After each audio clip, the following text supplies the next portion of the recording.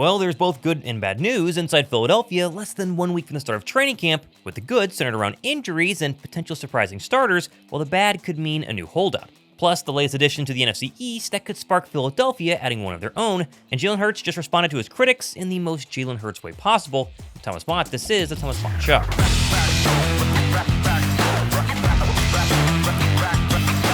This time next week, the Birds are going to be actually on a football field for day 2 of training camp practices, where a ton of questions I'll ask in today's video will officially be answered.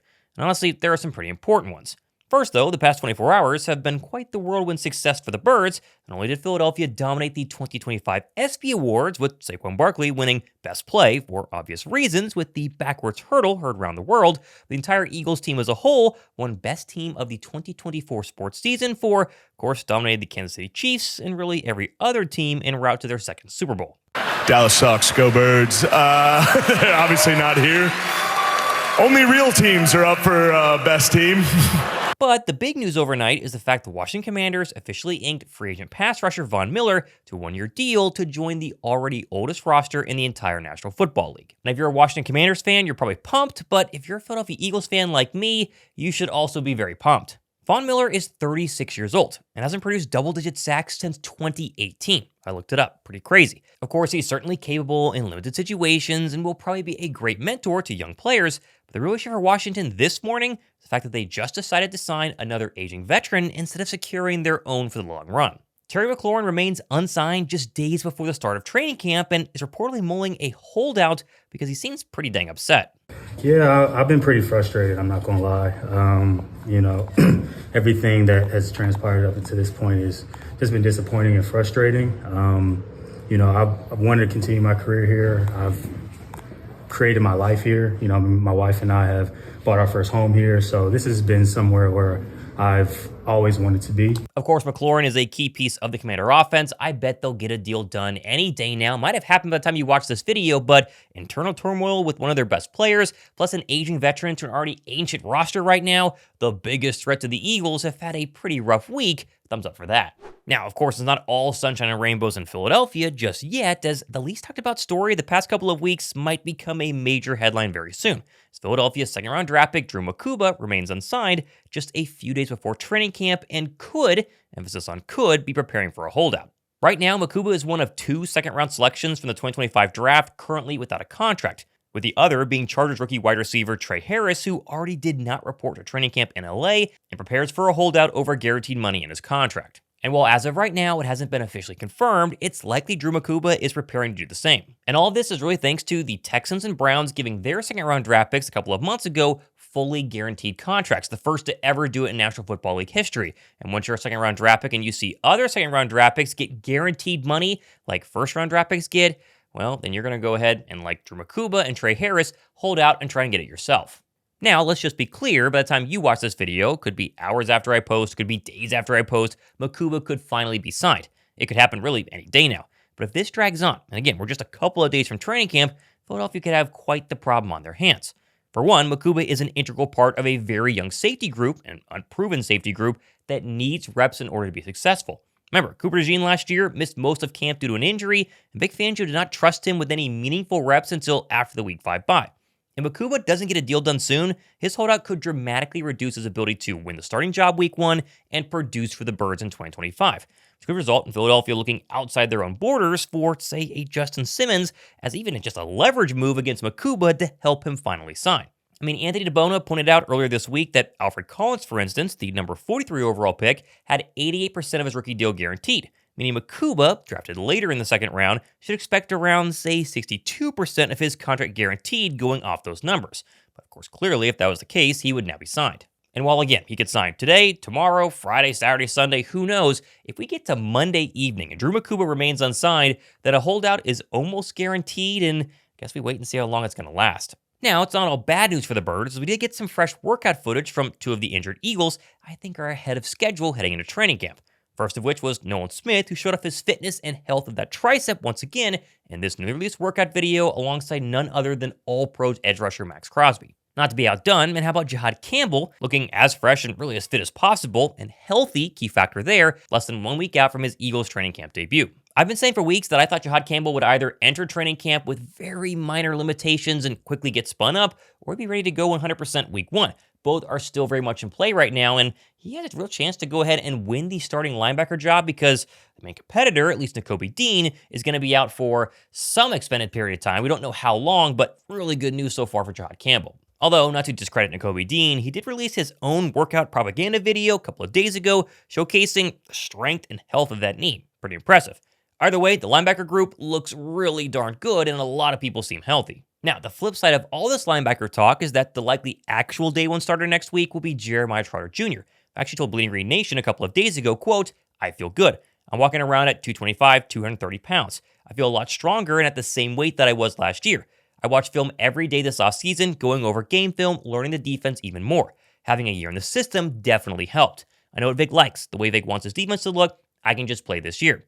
Considering the situation that we're in right now with injuries and younger players, I could be the guy who calls the defense.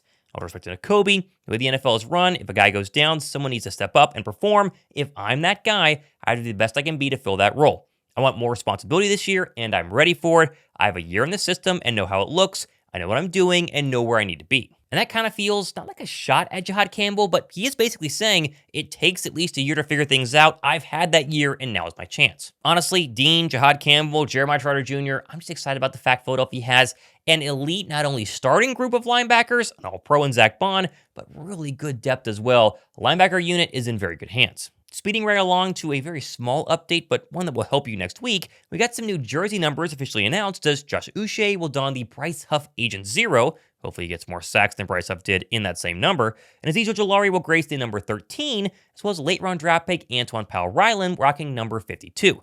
Again, not a big deal, but good to know as you start watching training camp footage, especially on my show next week. Now, moving on to some non-training camp news, and all people have talked about the past couple of days have really been two Eagle players. One, the current quarterback Jalen Hurts, and two, the former safety CJ Gardner-Johnson. And on the latter, I just want to quickly give Gardner-Johnson his flowers and give him a lot of credit for his most recent hit on the Pivot podcast, where he took back all the negative things he said about the Birds post-trade this offseason. Looking back at those statements, how do you feel about those now? I'll retract them, and I wouldn't even say it because I play with those guys. And I know how they will feel. Like, Chauncey, you tripping. Mm-hmm. It's a disrespect to Jalen Carter. A.J. Brown. I can name all those guys on that team. Lane Johnson. Right. Respectfully, because Lane is my big vet. And Lane would tell me, hey, Chance, I got your back. But when you do too much, I don't got your back. And that's one of those moments, that's too much. Because it's taken away from his career. He done it before me. So I think apologizing to the guys in Philly, like, I got nothing against them. And if they win 6 more rings without me, they deserve it because that's the type of players they are. And if I don't win, if I do win, like you said, I will apologize to them like a grown man. That's why I'm going to the ceremony because I know how to approach it. Even if somebody asks me about it, bro, I apologize. That wasn't nothing towards you. I respect you. Like I said, I'll give all my respect to Lane being the oldest guy on the team, the veteran team, because he will be owed apology more, because that comment would be more hurtful to him. Because say he decided to keep playing. Although, because of that clip, I have seen a lot of people saying that we should have kept Gardner-Johnson, and I have to just respectfully disagree. It took him really all off season long to realize he overstepped following a trade that I've said Philadelphia had to do. Just because you now said the right things, and he definitely did, does not mean he would have been a good teammate in 2025.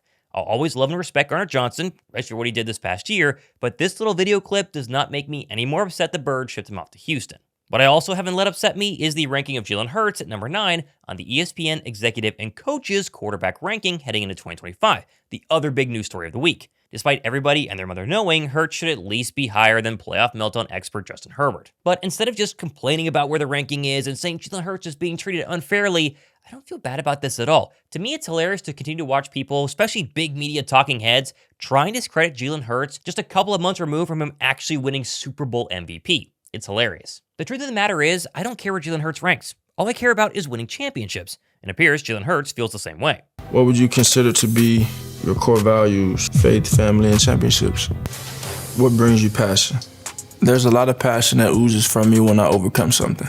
If I conquer a moment or take advantage of an opportunity, it brings a lot of passion from me. Whether I express it or not, that's a whole nother situation, but tons of passion in this game I play, this game I love, put so much time into it. So, that's what kind of unlocks that passion. I don't think there's a mountain that I can't climb, because with my work ethic, I know I will. It's not a matter of if, it's a matter of when.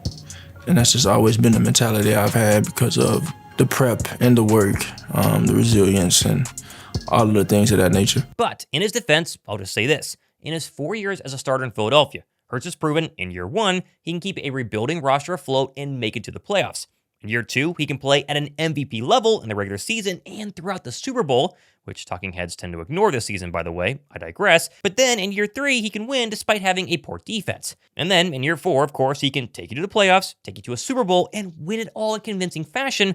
It's arguably the best defensive coordinator in the NFL. And that's the main argument. Like Lamar Jackson and Josh Allen, love them. They're better than Jalen Hurts. I would argue they've not even gotten close to a Super Bowl. They can't get out of the AFC title game. Joe Burrow makes it to a Super Bowl, loses that game, and has not come close to getting back ever since. Plus, how can you argue that Hurts is only successful because he's on a super team when the same ESPN NFL poll ranked A.J. Brown as the 5th best wide receiver and had Devontae Smith not even ranked? In the end, though, none of this actually matters. That's why I saved it to the end of today's video, because I truly don't care. But the funny part in all of this is that arguing against Jalen Hurts was a lot easier before this past February, and everyone still doing it now just looks uneducated and extremely biased. The good news, though, is that Jalen Hurts is definitely hearing the chatter. It's only going to light a fire under QB1, and I'm willing to bet there's going to be a lot of early reports out of camp the next couple of weeks, showcasing that QB1 looks even better than ever. And of course, my plan is the next couple of weeks, your number one-stop shop for all Eagles training camp news, updates, rumors, signings, who looks good, who looks bad, footage, everything you possibly have is here on this channel. Go ahead and hit that red subscribe button. We approach 100,000 subs, and next week, I'm going to announce my 100K sub giveaway. It's going to be pretty sweet, so hit the red subscribe button. I'm Thomas Mott. This has been The Thomas Mott Show.